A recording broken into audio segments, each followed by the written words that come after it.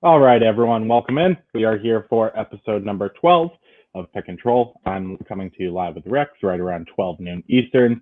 VCU and St. Joe's has just tipped off. First game of the slate today, we have about 35 to 40 games today. A couple did have cancellations, but otherwise, pretty solid slate for a nice Wednesday afternoon. Rex, how are you doing today? Good. VCU's already up four. Oh, they're up 4-2 now. It's 4-0. Jordan and I both have a bet on this game. Never fun going against your alma mater, but good episode tonight. A lot of good basketball last night, so we got a lot to cover and get into. Yep, I'm just finishing up my tweet right now. So as always, if you have any games you want us to talk about, any picks you want us to look at, or anything in general, feel free to chime in the comments. We are always quick to get to that as soon as we have a chance. We love to interact with everyone, so please follow along and contribute. Yeah, raise your hand.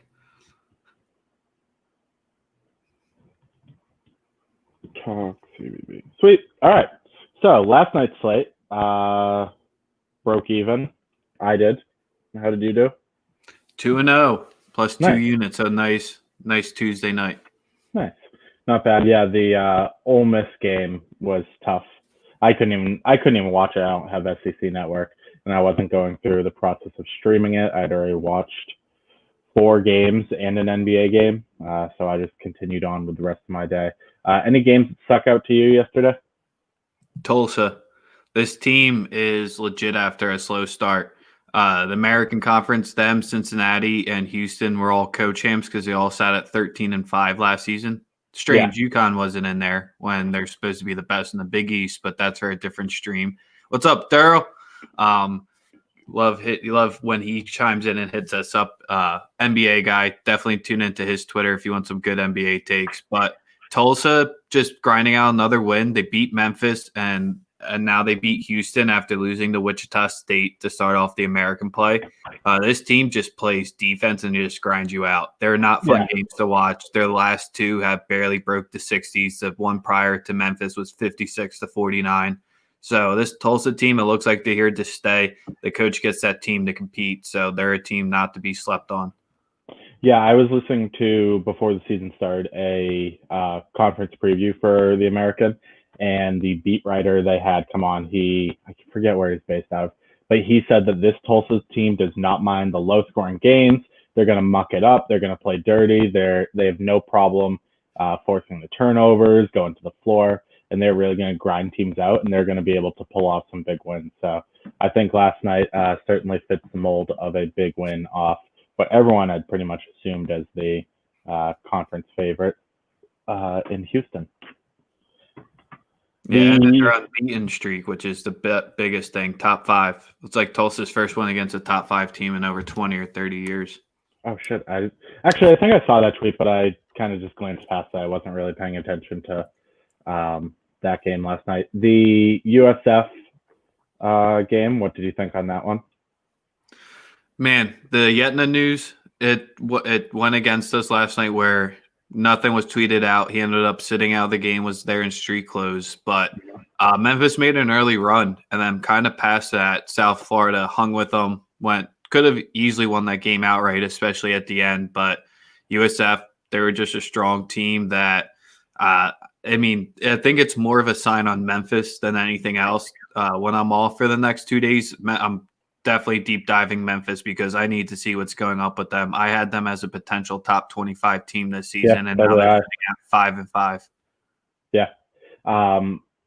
Caleb Murphy. He's actually someone I'm going to mention as the balling when it doesn't matter. He's the player for South Florida. He scored 20 points last night. He was like shooting at will. He had some real what's his name? He's on the Celtics now. He played at Purdue. Carson Edwards. The way he plays is very similar to Carson Edwards, with neither of them having any fear about jacking it up, and he certainly showed that. Really keeping those Memphis guards on their toes last night. They really struggled. They did come back down the stretch, so they were able to. They won by what, 1 point? Memphis? Yes. Yeah. but so they were able to pull through at the end when it mattered, but that was not a pretty game for Memphis considering South Florida was 10-point dogs. But other than that, another baller that we ought to mention in a pretty one-sided victory from Iowa, Jordan Bohannon, 24 points, 5 rebounds, and 5 assists. So nice stat line there. He's had a couple of really iffy games over the last week or two, so it's nice to see him snap out of that for that one. Only noteworthy injury today, for as far as a game time decision that I saw, is Aaron Thompson of Butler. He is a game time decision for that game against Providence, so some nice Big East action going on. We've got action going on many of the conferences. Rex and I are both pretty heavy on A10 today. I'm real heavy on the A10 today. So we'll be sure to get into that. We've got some SEC play, ACC, so a lot going on. Certainly a good episode for everyone today. Go ahead and jump into our model recap. Model sitting at 52.3%, 277, 253, and 11 against the spread on anything of a point or a greater edge. Our multi-point edges, so that's 2.5 points. That is 53.4%. So 103, 90, and 2. Rex, any commentary on any of that? That model keeps churning along. You just got to be able to read it. We're not volume guys that's going to play every side of the model like some people out there. So we got to take it when we can get it. Yeah, I mean, last night was a good showing of that. I went 2-2. Both my losses were multiple point edges. You went 2-0. The model overall went 4-8 and 1-4 on plays over 2.5 points. So we were able to find the winners there. So that's nice to see even when the model doesn't perform well, that we're still able to have some success. Yep. All right, so we can go ahead and we can jump into our picks.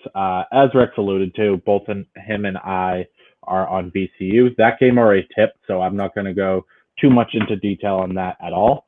VCU, we grabbed VCU minus 8.5. Game closed at 12. So there was some injury news that came out pretty late. We were on the very front end of that before any news had really broken. So we were both playing that. I was originally looking at the St. John's team total under 73 or under. This is last night.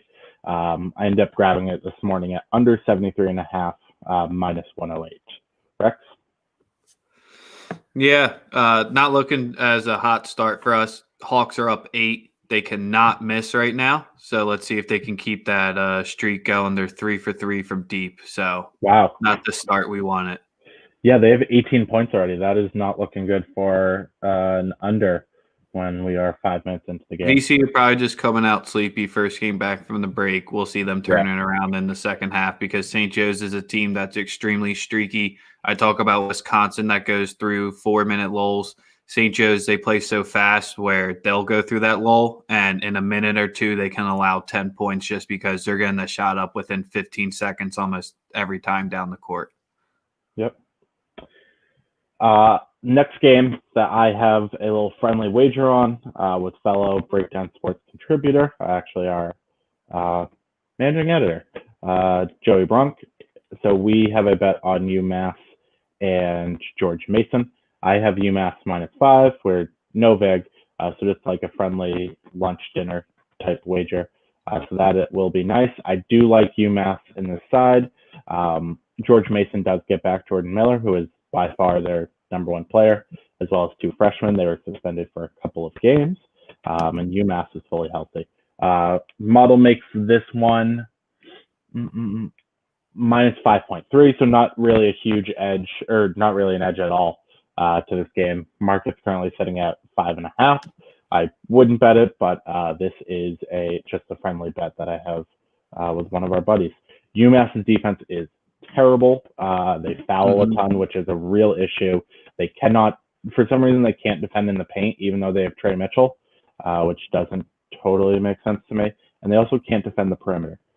So as long as George Mason is able to score, this should be a very high-scoring affair. I think it's an early afternoon. It's an afternoon game. Oh, no, 6 p.m. Eastern.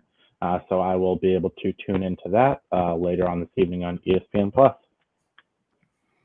Yeah, I think the biggest piece in that one, which is why it's a 5-point spread, I was thinking that this could be higher in UMass's favor, but like you said, Jordan Miller does come back. In his first 2 games of the season, he dropped 19 and 30. Now, he played one against Norfolk State and only had 6. It looks like he was still trying to get his feet under him. It was just him working him back in. 0 for 4 from 3. So that's your key piece there, because with that, when Mason doesn't have him play, they beat up on some of the weaker talent, and they really don't have a number 2 there. So that's your biggest thing, is if you can slow Miller down, and that's good. But can UMass play any defense? They're like in the bottom 25 and in efficient field goal percentage defense, 2-point defense, 3-point defense, foul rate. So when you're sitting all there, you're going to let teams back into the game. So that's potentially where the 5 points is keeping me off. If Miller wasn't playing and it was at 5, I would definitely be back in UMass. But I think this should be a good one, and it's always fun having a friendly wager via the breakdown. Too bad we don't have an app where people can bet on it, but that's kind of stupid. So, yeah, no, real quickly, I'm just gonna try and pull up how many points we've given up this season, because it's been pretty ugly out there. Least amount of points we have given up is 75. So yeah, this certainly will be a high scoring affair. And yeah, should be a good one. I'm happy to make the friendly wagers. That's always fun. We do have a lot of A10 guys at the breakdown, so that is very nice to see. All right, so let's get into one of my first plays. Jordan and I both share the next 2, so we'll both hit on these, on why we're back in these, and then. You want me to go first? I have one that we don't share. Oh yeah, get into your solid SEC matchup. Probably the game of the day. I think this is the game of the day. You have Missouri and Tennessee taking on each other. I grabbed what did I get? I grabbed Missouri at +4, -105. 2 really, really solid defenses. When I had first mentioned to Rex that I was just grabbing a 4, he said, I want no part of a game that's going to end 55-50, which is probably a fair statement considering how strong these 2 defenses play. Both teams are really good at rebounding. Both teams are very efficient at defending. The Missouri team is a little bit better from 3-point range and a little bit of mid-range, whereas Tennessee really dominates on the interior. They do not foul a lot, so this is a game that's going to be played very tightly. You do have 2 pretty slow-moving teams as well. Tennessee's kind of made their name for that over the last few seasons, being one of the slowest teams in the country, and Missouri's not that much farther. Both teams are 6-0. This is both SEC play is just starting, so this will be their first conference matchup, and certainly looks to be a good game. Yeah, with Missouri and Tennessee, you got the 2 undefeateds here, and this is just a tough one to cap because the coaching on both sides is good. It's a little bit of a revenge game for Cuzo Martin, where his Mizzou team can potentially take down Tennessee, and especially at home, Mizzou want to keep that mojo rolling. They're the more seniority team here. You got Victor Bailey, and Fulkerson on Tennessee. The rest of their guys are sophomores or freshmen that are big-time contributors. So maybe in the first, it's not a hostile environment since there's no fans, but the first true SEC road game that Tennessee is going to be playing with some of these guys, especially with all of them together. But these teams kind of just mirror each other, where what they're both good at, they both excel at. Neither of them play with any tempo. And it's just weird. Neither team relies on the 3, but Tennessee's shooting it well, so they're being more efficient there. I'm just have no strong feel here. I just want to sit back, relax, and watch what I think is going to be a back and forth game the whole time. So if you're going to pick a side in this, you have to take the 4 points here and then just hope that the fouling come down the end of the stretch doesn't screw you. Yeah, and that's really one thing to worry about when you look at spreads that are like 3 through 7 points, because that's really that we kind of talked about this the other day, where fouling down the stretch can really make or break you. Right in that margin makes it very challenging for a handicapper or better anything to be either laying or taking the points, and then it gets down to 30 seconds and they start fouling, and you realize that you are on the outside looking in of what should have been a winning bet. As far as This game, I think it's a later game tonight. This is one of the latest games on TV. I think it's an 8 o'clock game. It's a 9 p.m. Eastern. So that is, you got a nice little late night action before the St. Mary's game at 10, which I'm sure no one's going to be watching. St. Mary's is now like 15-point favorites. So yeah, nice late time game, probably on ESPN. So be sure to look out for that one. Take it away with one of our plays. Yep, let's get into the ones that we share. Damn, Demir Bishop has 13 points already. No, everyone else for the Hawks ain't doing anything. Sorry, I'll be live tracking this one because it's my alma mater. But let's get into one of the games I have action on. It's going to be Richmond versus Davidson. Let's stay with the A10 theme here. This is a game where it opened at as Davidson as a favorite, and then it's flipped to them. I think they only peaked at +1. Now you can find a +1, a pick, or a -1. So it's almost essentially the same bet. You're just getting a little bit more value at the +1, and that's what Jordan and I are backing here. I got it at -105. And last night, this was a game where when we saw the market start moving and backing Richmond, we were just waiting it out to see what's the best Davidson number we can get. In this game here, you got both of the offenses are much stronger than the defenses, so we could potentially see an over here. And you got a huge contrasting styles where Davidson, they're very close to the same pace that UVA plays with, and Richmond's going to run. So with Davidson being home, I just think as long as they can, no one can really stop Gilliard, or you can just make them less efficient or effective. And that's the biggest thing they got to do, and just make Golden and KO run it through you. But Davidson, they're bigs. They ain't the best, but they have 4 players in this rotation in their starting lineup that I love. So as long as those 4 don't get into any sort of foul trouble, that's going to be Lee, Collins, Grady, and Brakovich. This is where I think Davidson can cruise throughout this game. I don't think they can win it by double digits, but I think they can get this one by at least 5. Just because Davidson is just pretty efficient on the inside. And for some reason, even though Richmond does have those 2 bodies in KO and Golden, they're allowing teams to shoot 55% and are in the bottom 50 of that metric. So somewhere where I hope just Davidson lives is on the inside. They can shoot the 3 as well. They don't rely on it. And they're really just going to have to stop. Or they do rely on the 3. Sorry, Richmond doesn't rely on the 3. So let's just hope that we're backing – I don't know who's better at defense. I think it's kind of just a toss-up. These teams are separated by less than 10 spots in KenPom. So I think we have an evenly battled matchup here. We're going to take the small home dog at +1. Yeah, I mean, for all the reasons you just said, Davidson is shooting almost 50% of their shots from 3, and they're making near 40% of them. So they're certainly one of the highest volume 3-point teams, and they're hitting it at a really solid clip. One of the things when you are backing a strong 3-point team or any team with that sort of angle is that you don't want it to come down to only one player. And fortunately for Davidson, they have at least 3 capable players who are really solid, well above league average in terms of their 3-point percentage, and they're shooting it with a volume. So you really like that angle. Davidson has no fear of the mid-range either. So where Rex talked about Richmond is not very sound at defending the 2-point in terms of their 2-point efficiency. While Davidson doesn't take a lot of shots there when they're hitting them, they are doing it at a 50% clip. That's really good. Something you like being able to get in a short dog. And the one thing, if you are backing Davidson to be weary of, is that they don't ever really force turnovers.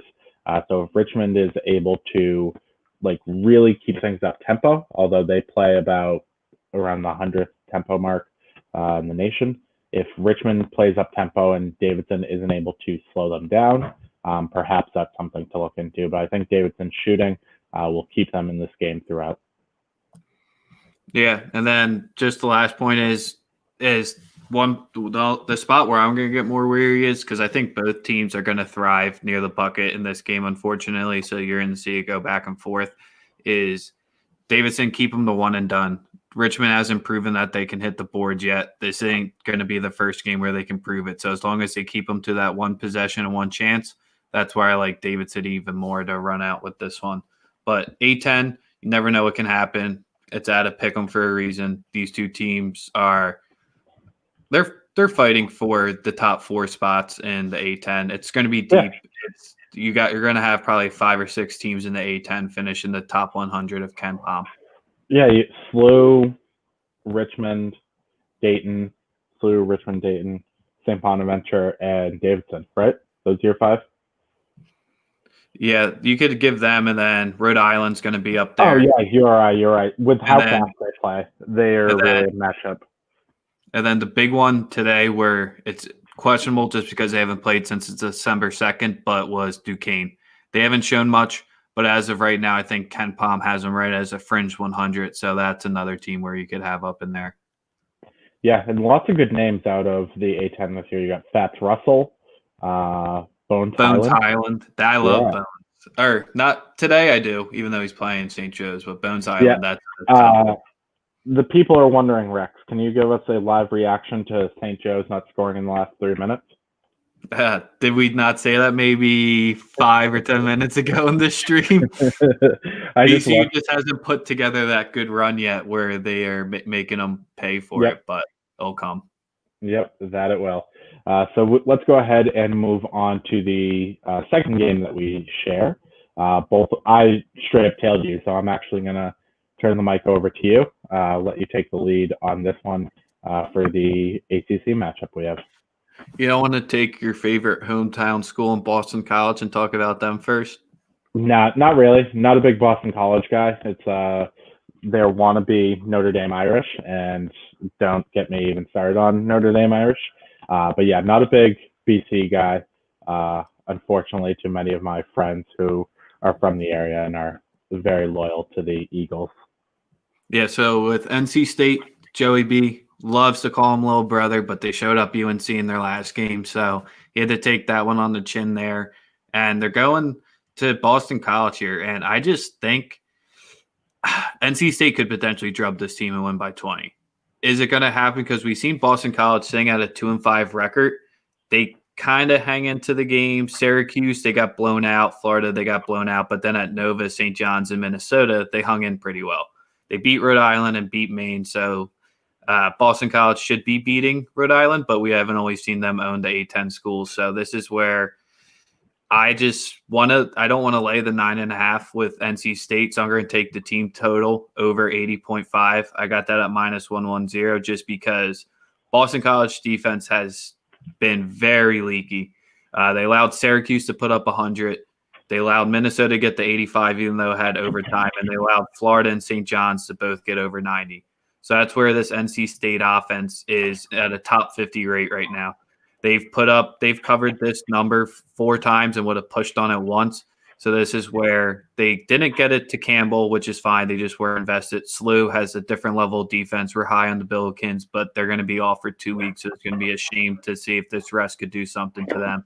And against UNC, that's what really proved it to me is Boston College doesn't really have any guys on the inside. And when NC State has a few centers or true centers, but today I think this is where they just destroy them at because Boston College, they're worse than UMass with defense and especially defending the 2 and inefficient defense. They kind of are better at the 3, but this is where NC State, I think they'll be able to get whatever they want whenever they want. So that's where when I was thinking of the over, I didn't want to go that route just because I wasn't going to trust Boston College where NC State has a top 25 defense to get me to that 152 number. I feel more comfortable in the 80.5.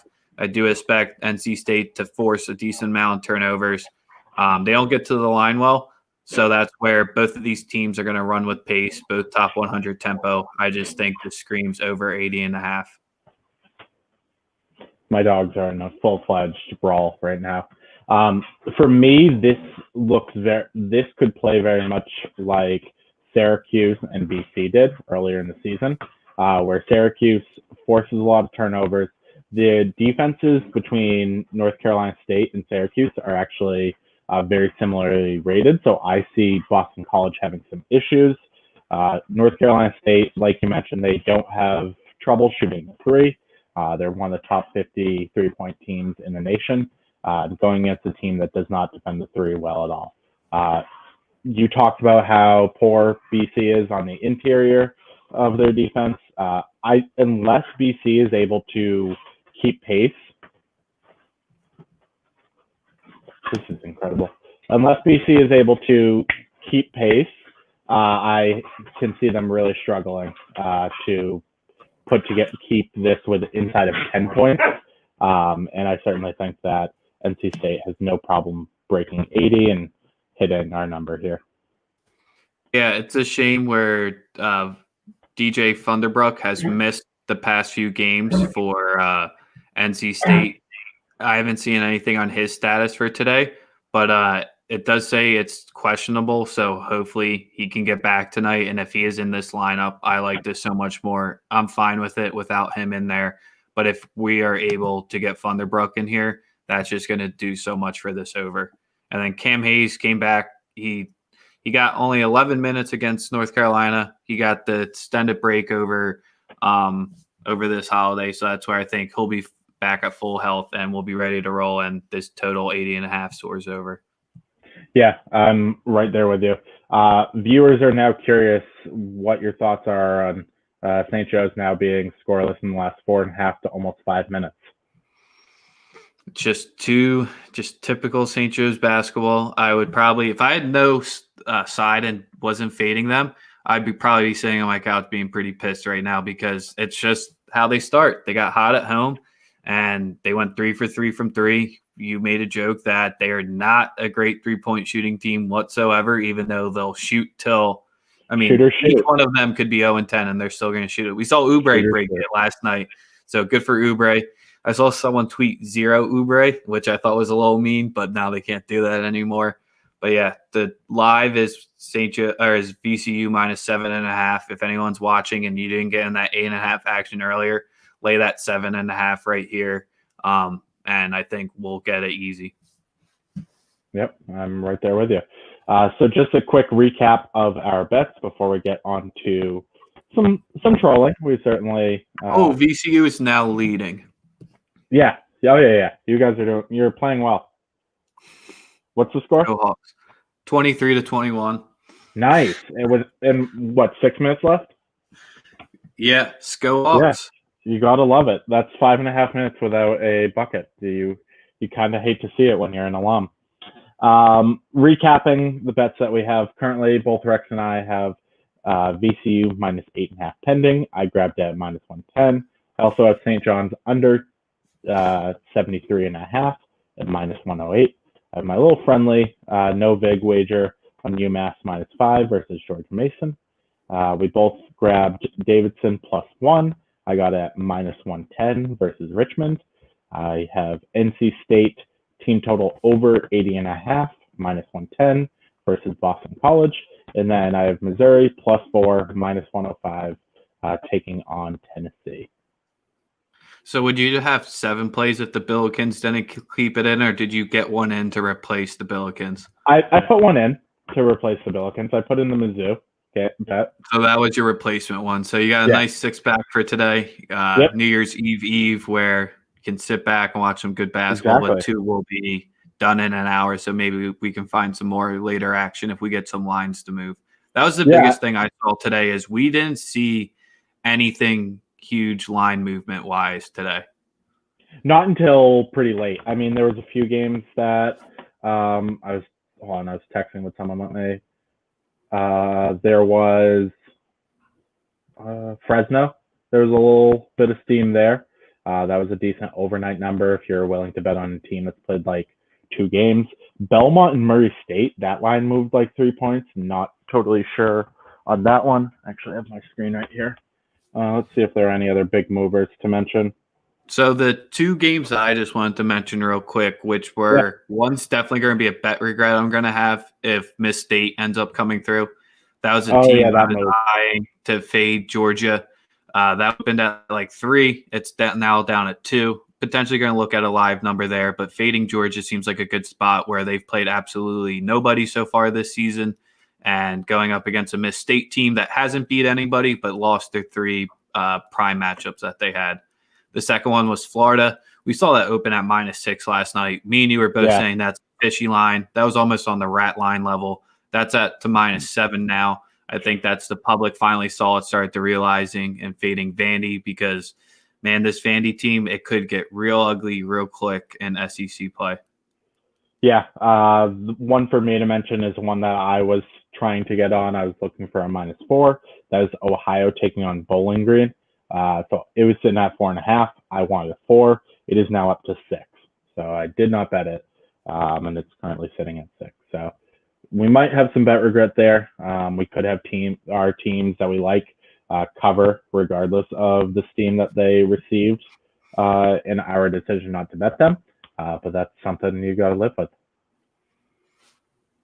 All right, so quick word on the touts out there for their troll section. Yeah, go ahead. Take it So off. if any of our live viewers are touts right now and watching us, I would like to really know why, because if you're a tout, you shouldn't be jumping into other people's analysis unless you're stealing it. But why are people legitimately paying other people on Twitter $2, $10, $25, $50 for their VIP plays? It's just one of the most mind-boggling things ever. And on the flip side, you must just be the biggest narcissist or so full of yourself that you have to put out actual, like, charge people for your plays that you have no confidence in winning. And then, I don't know, just be careful. Half of these touts don't even watch the game. They'll fire up some system or lab that they have where, in the past 25 instances of this number, when the home team plays on a hardwood court and it's raining outside and there's no wind in the stadium, the favorite has the first half under has gone under like 66% of the time. Like, just if you're going to pay money, just do your research, do that. Just stick to the people doing it for free. I think you won't get burned as much and be giving some random dupe through Cash App or Venmo your hard-earned money. Yeah, if they can't process payments on their website, that's certainly if they don't have a website, that's a red flag. If they can't process payments through their website, that's an even bigger red flag. There are certainly services out there that people find value in, whether it's they find value in the information of their picks or actually betting into those. Someone like Right Angle Sports, they've been around since like the early 2000s. They've had success forever and long-term maintained success. But the run-of-your-mill Twitter capper who is selling his $5 daily card or $10 daily card, and he's talking about staying up all night to work on the plays, like, I'm sorry, if you're staying up all night to work on bets, that's not someone you should probably be looking to get into bet with. Get it? Got it. That was a good one. Cool. That's not someone you should be looking to get into bet with because while handicapping does take work, and whatever your method is, whether it's modeling, if you're an information guy, or if you're just someone who analyzes stats, you shouldn't be spending 3, 4, 5, 6 hours to come up with 3 plays. You should probably have something a little bit more streamlined. And yeah, touts are starting to get a little bit out of control right now. Seems like, especially during quarantine, a lot of people kind of pivoted to that. So yeah, it's tough luck out there when you have guys who don't know the sport at all, regardless of whether you know players or not understanding how the game is played, the rules of the game, the tendencies of coaches and players, and the nuances of the sport really shows. Yeah, I 100% agree with that. I just saw someone show the picture of the Hawk just standing all by himself in the stand, still flapping by himself. It's just the craziest tradition ever. But yeah, fuck the touts. I mean, if I just don't understand their reasoning putting it behind a paywall. That's about it. There's enough good people out there that put their hard work into it that don't put it behind a paywall.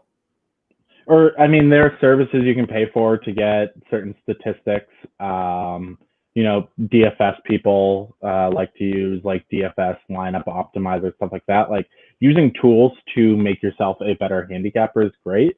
But going to someone who you have no connection with, blindly putting your faith in them and giving them money, and then also betting that certainly is a hard look. They are selling their picks for a reason. They're not selling it. No one's selling picks because they're a good guy and they think that this is something that they should be doing and everyone needs to be paying for. They're doing because they plan to profit. from selling picks, whether that's through affiliates or through just sheer number of subscribers. That is what touts do. That is the tout mantra. Yes, sir. So I think that just about wraps up for us. We had a decent amount of plays, but we were pretty quick in our analysis today, which I like. Yeah, it helps that one of our games had tipped off about 5-10 minutes earlier. But yeah, we really powered through this one. So nice to get a quick 35-40-minute episode in here. So just signing off and giving some quick plugs on behalf of the Breakdown. Make sure you go check out the Breakdown Sports with the NHL season just around the corner. We do have lots of new content going up about that. We do have college basketball, courtesy of Fantasy Basketball Jesus, Mr. 5'4" himself, Kevin. And be sure to check out all of that. We do have football. We're right into bowl season now, allegedly, if anyone even decides to suit up for those games. And then we've got plenty of NFL content over there as well. Twitter, you can find us at breakdown_sports. Instagram, breakdown_sports. And you can find us on Facebook at The Breakdown. Just doing a search for us, BRKDWN. Any final words on your behalf, Rex? Looks like we got the Hawks are down 5. VCU are down 6. VCU just nailed both at the line. I gotta go catch that game. I don't know. Let's just I definitely hoping that VCU wins since we put it out there. But let's see if the Hawks can hang tough and maybe only lose by 9 and make me extra sweaty. But Bishop coming out, storming hot was not something I expected, but was glad to see. So we'll talk to you guys probably tomorrow where we have another good slate. Yeah, there's a decent amount of games coming up. A lot of 1 p.m., 2 p.m., 3 p.m. tip-offs today. So today's certainly a good day for those of us in the Northeast dealing with the bitter cold to stay inside and enjoy some hoops. Yep. Have a good one. See you, fellas. Peace.